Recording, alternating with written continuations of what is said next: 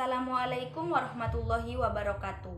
Nama saya Fitriana Kusumawardani dari kelas Ekonomi Syariah 3 angkatan 2020 dengan NIM 204105020077. Baiklah, di sini saya akan memberi tanggapan atau review mata kuliah Ekonomi Makro yang diampu oleh Bapak Dr. Abdul Wadud Nafis, LC.MEI dengan judul Pengantar Ekonomi Makro.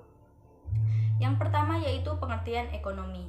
Istilah ekonomi berasal dari bahasa Yunani yaitu oikos dan nomos. Oikos artinya rumah dan nomos artinya aturan, tatanan, peraturan, dan hukum. Yang jika digabungkan oikos dan nomos memiliki arti sistem pengelolaan atau manajemen rumah tangga. Dalam ekonomi, rumah tangga terbagi menjadi dua, yaitu rumah tangga individu atau rumah tangga konsumen dan rumah tangga perusahaan. Yang kedua yaitu definisi ilmu ekonomi.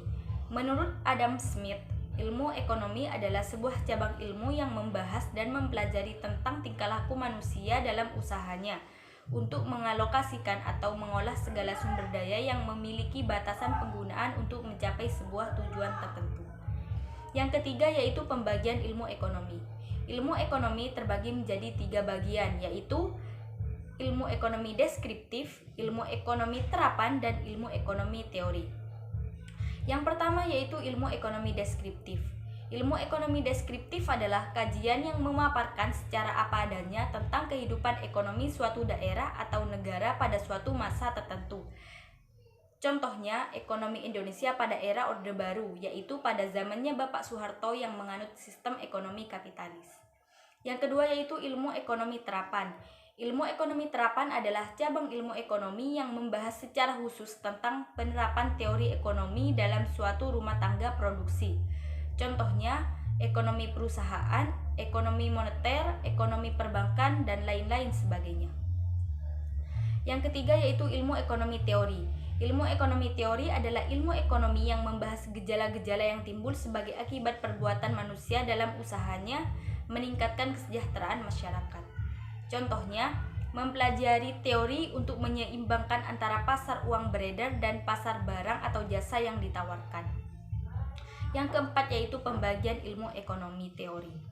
Ilmu ekonomi teori terbagi menjadi 2 bagian, yaitu ekonomi makro dan ekonomi mikro. Yang pertama yaitu ekonomi mikro. Ekonomi mikro adalah ilmu ekonomi yang mempelajari perilaku konsumen dan perusahaan serta penentuan harga-harga pasar dan kuantitas faktor input, barang, dan jasa yang diperjualbelikan. Yang kedua yaitu ilmu ekonomi makro. Ilmu ekonomi makro adalah studi tentang ekonomi secara keseluruhan. Ekonomi makro menjelaskan perubahan ekonomi yang mempengaruhi banyak masyarakat, perusahaan, dan pasar. Yang kelima yaitu konsep dasar ekonomi makro. Adapun konsep dasar ekonomi makro meliputi pendapatan dan pengeluaran, pengangguran, uang dan fungsinya, inflasi dan deflasi, permintaan agregat dan pengeluaran agregat, keseimbangan IS dan LM, dan yang terakhir yaitu ekspor dan impor. Sekian dari saya. Jika ada salah dalam pengucapan kata atau kalimat, saya mohon maaf yang sebesar-besarnya. Wassalamualaikum warahmatullahi wabarakatuh.